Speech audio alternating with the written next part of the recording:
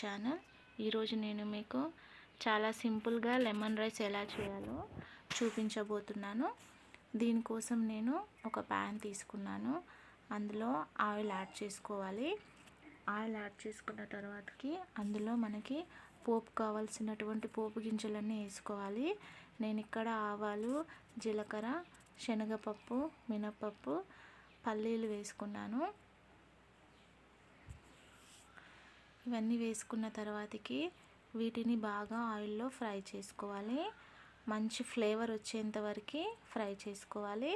తర్వాత నేను ఇందులో పచ్చిమిర్చి, ఎండుమిర్చి, అలాగే కరివేపాకు, కొద్దిగా పసుపు యాడ్ చేసుకున్నాను.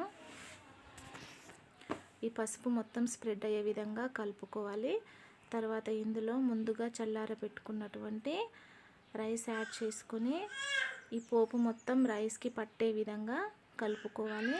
తర్వాత మనము టేస్ట్కి తగ్గట్టుగా సాల్ట్ యాడ్ చేసుకోవాలి.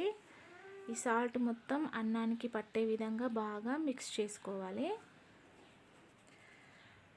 ఆ తర్వాత మనం ఇందులో లెమన్ జ్యూస్ యాడ్ చేసుకోవాలి. నేను ఇక్కడ మీడియం సైజ్ లెమన్ తీసుకున్నాను. ఈ లెమన్ జ్యూస్ మొత్తం అన్నానికి పట్టే విధంగా మనం బాగా కలుపుకోవాలి. అంతేనండి, లెమన్ రైస్ ప్రిపేర్ అయిపోయింది.